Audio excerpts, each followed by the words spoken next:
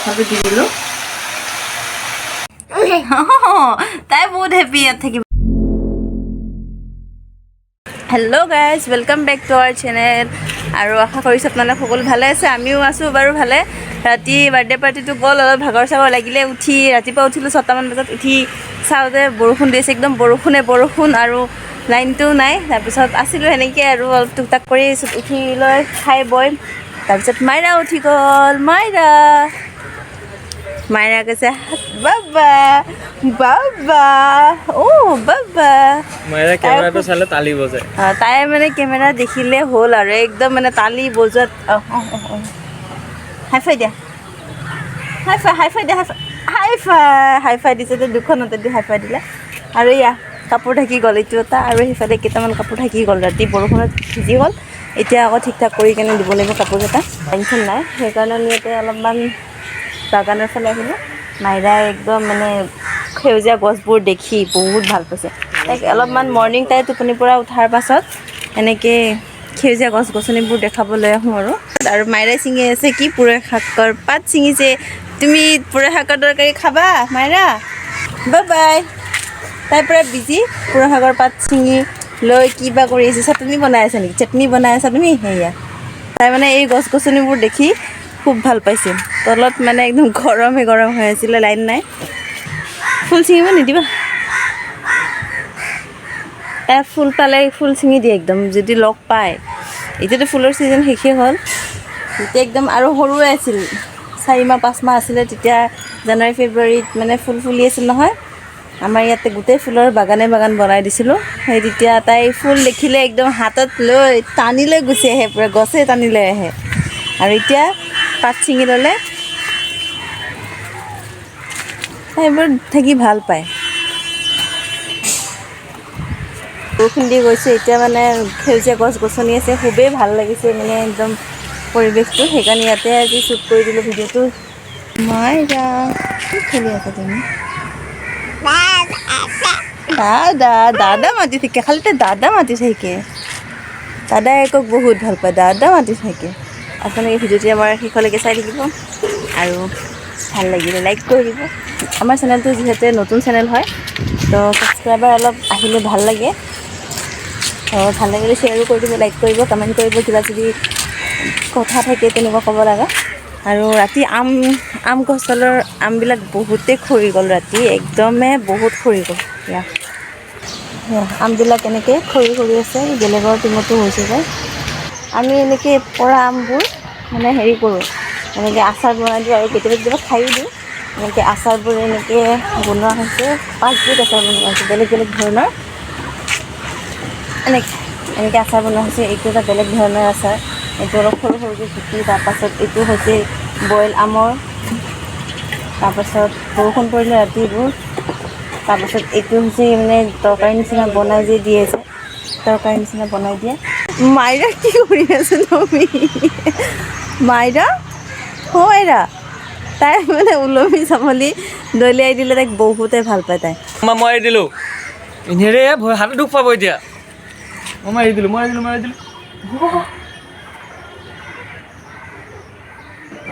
তাই মানে এনেকৈ খেলি থাকিলে বহুত হেপী হয় তাই হাই ইহঁতে পাইছোঁ তাতে এনেকৈ সাকুৰা গৈছে ফুল আছে ফুল এতিয়া কমি গ'ল ছিজনবোৰ চেঞ্জ হৈ গ'ল নহয় এতিয়া যিটো মানে 12মহীয়া ফুল হয় সেইবোৰ আছে আৰু নদীৰ পাৰৰ পৰা মাতি নাযায় আৰু এইবোৰ হৈছে ভাঙৰ গছো হৈ গৈছে ইয়াতে এইটো আছিলে শ্বিলঙীয়া কেপচিকাম আছিলে তো এইটো ডাঙৰ হ'ব আকৌ এয়া ভোট জলকীয়া বহুত লাগিছে ভোট জলকীয়া আৰু আমি ইয়াৰ পৰা অলপ তুলি কেতিয়াবা খাই থাকোঁ আৰু এটা শাকৰ গছ আছে বহুত পকা বেঙেনা ইয়াৰ পৰা পুৰৈ শাক ৰান্ধিম আৰু কঁঠালৰ তৰকাৰী ৰান্ধিম আপোনালোক অলপ পাৰিলে দেখুৱাই দিম আৰু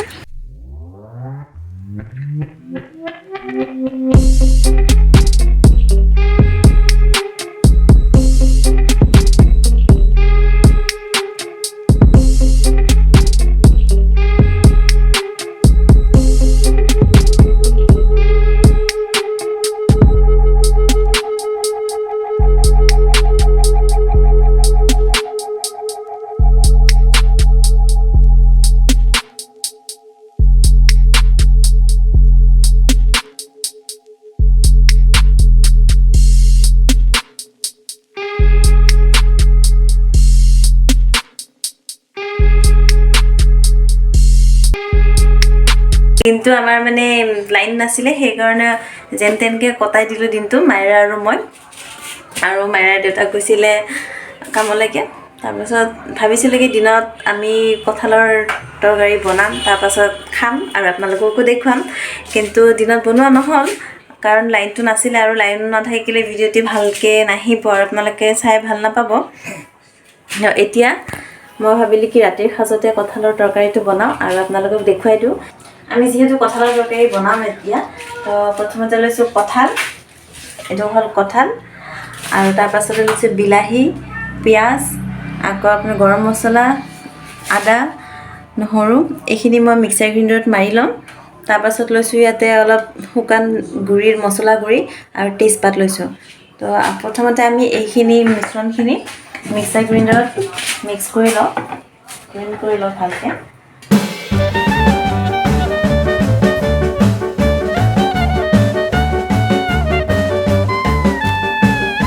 কঁঠালৰ তৰকাৰী বনাম বুলি কেৰাহীটো নহ'লে নহ'ব নহয়, প্ৰথমতে আমাক লাগিব কেৰাহী।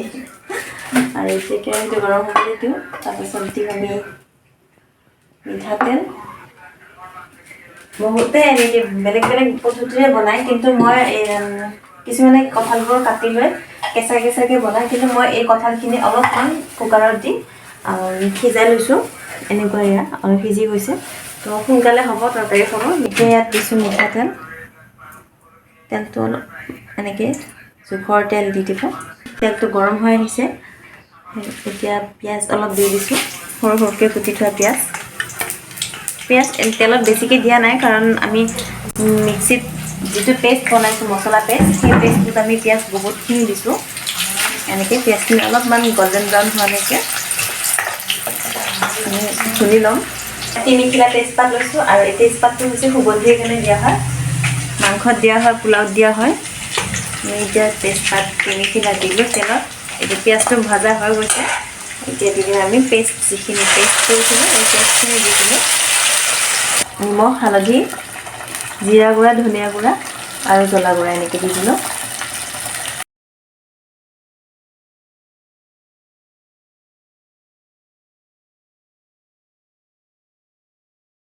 মছলাখিনি এতিয়া কালাৰ মানে ভুনা হোৱাই নাই, কিন্তু কালাৰটো খুব ধুনীয়া লাগিছে আৰু গোন্ধটো বহুত ধুনীয়া গোন্ধ ওলাইছে। যিহেতু আমি ইয়াত গৰম মছলা দিয়ে দিছোঁ, আমি ধুনীয়া গোন্ধ পাইছোঁ। আপোনালোকে পাইছেনে নাই ক'বচোন, কমেণ্টত জনাব। মছলাটো ভাজি ভাজি যেনেকৈ মাংসৰ মছলা ভাজা হয়, তেনেকৈ এই মছলাখিনিও ভাজি আছোঁ।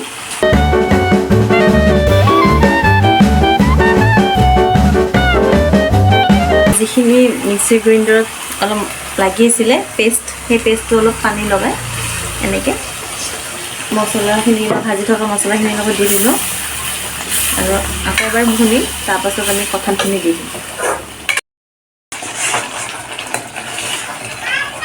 গ্ৰেভিটো ধুনীয়া হৈছে দেখিবলৈ। পিঁয়াজ আৰু বিলাহীটো যিহেতু পেষ্ট কৰি দিলোঁ, সেইকাৰণে গ্ৰেভি হ'ব ইয়াত। আৰু মই যিটো বনাই আছোঁ কঁঠালৰ তৰকাৰী, সেইটো কঁঠাল দৌ পিঁয়াজা বুলিও ক'ব পৰা যায়, কাৰণ ইয়াত পিঁয়াজ ইমান সৰহকৈ দিছোঁ।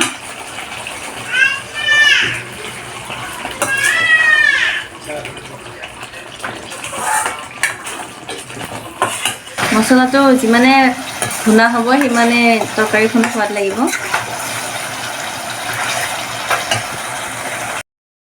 আমাৰ মছলাখিনি অলপ লাগু লাগু হৈছে, সেয়ে এতিয়া কঁঠালখিনি দি দিব। আৰু মছলাটো ভাজোঁতে মন কৰিব যাতে লাৰি থাকে আৰু তলত নালাগে। এনেকৈ কঁঠালটো দি দিলোঁ।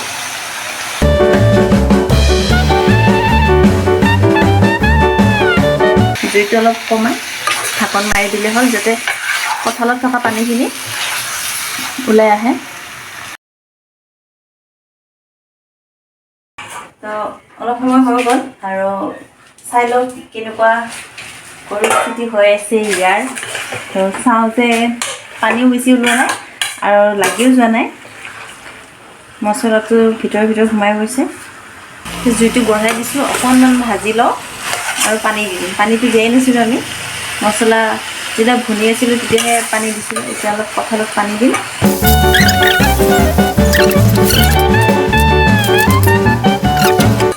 আমাৰ কঁঠালৰ তৰকাৰী ৰেডি হৈ গ'ল। জোল কৰা নাই, এনেই অলপ অলপ মছলা থকা টাইপতকৈ ৰাখি দিছোঁ আৰু এনেকৈ খাই ভাল লাগে। আপোনালোকে এনেকৈ ঘৰত ট্ৰাই কৰিব পাৰে, যিহেতু এতিয়া কঁঠালৰ মুচিবোৰ ওলাই আছে আৰু কঁঠালৰ ছিজন যিহেতু, এনে কঁঠালৰ তৰকাৰী, কঁঠালৰ আচাৰ এনেকৈ বনাই খাবৰ কাৰণে ভাল আৰু আপোনালোকে এবাৰ ট্ৰাই কৰি চাব। মাইৰা এনেকৈ বিচনাত খেলি থাকোঁতে তাই বিচনাৰ পৰা পৰি গৈছিল, সেইকাৰণে অকণমান গালত এনেকুৱা ইমানমান ঠাইত ক'লা ক'লা দাগ হৈ গ'ল অলপ। আৰু পৰিলে যিহেতু বহুত বেয়া, ব্ৰেইনত যদি দুখ পায় তেতিয়াহ'লে বহুত বেয়া হৈ যাব। অলপমান বাচিলে, কাৰণ পিল'টো আগত পৰিছে, তাই পিল'টোৰ ওপৰত পৰিছে, সেইকাৰণে দুখ নাপালে বাৰু। তথাপিও ভয় বহুত লাগি গৈছে, সেইকাৰণে আমি মানে তলত এতিয়া যিখিনি বিচনাৰ ঠাই আছে, এইখিনি বিচনাৰ ঠাই আছে, এই বিচনাৰ যিখিনি স্পেচ আছে সেই স্পেচৰখিনিত আমি মেট্ৰেছ এখন দি দিম, সৰু মেট্ৰেছ এখন দিম আৰু তাক এইখিনিতে আমি খেলা মানে ধুনীয়াকৈ ঠাই এটা বনাই দিওঁ। মই মানে অকলে নোৱাৰোঁ ন, মেট্ৰেছখন বহুত ৱেইট আছে, সেইকাৰণে বাহিৰত থৈ গৈছিল আৰু এওঁ নাছিলে, সেইকাৰণে মই ভিতৰত ঠিক কৰিব পৰা নাছিলোঁ। তো এতিয়া আহি লৈ ভাত খোৱাৰ আগত মই ভাবিলোঁ কি এতিয়া ধুনীয়াকৈ আৰু এবাৰ সাৰি ল'লোঁ এই ঠাইখিনি, আৰু ইয়াত আমি কি কৰি আছোঁ আপোনালোক দেখাই থাকোঁ, চাই থাকক আপোনালোকে। আৰু যাৰ যাৰ বেবী আছে তেনেকুৱা কৰিব পাৰে আপোনালোকে। আৰু তলত খেলি বহুত ভাল পাব বাচ্ছাবিলাকে। বিচনাত খেলি থাকিলে অলপমান দুখ পোৱাৰ চান্স থাকে, ধৰক পৰি যোৱাৰ চান্স থাকে, কিন্তু ডাইৰেক্ট পকাত দিলেও ঠাণ্ডা ভাৱটো সোমায়, কিন্তু মেট্ৰেছখন দিলে অলপ গৰম ভাৱটো থাকি যাব। আৰু তাৰ ওপৰত ধুনীয়াকৈ খেলা বস্তু দি থৈ দিলে বহুতেই ভাল হয়।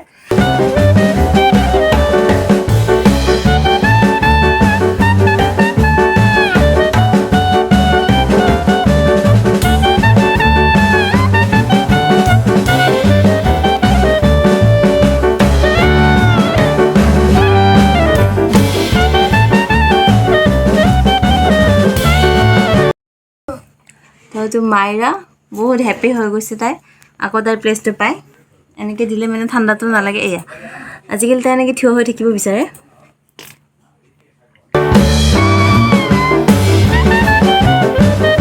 আজি ভিডিঅ'টি এনেকৈ সমাপ্ত কৰোঁ, আমি ভাত পানী খাই শুই যাওঁ। আৰু ভিডিঅ'টি কেনেকুৱা লাগিল ক'ব বাৰু।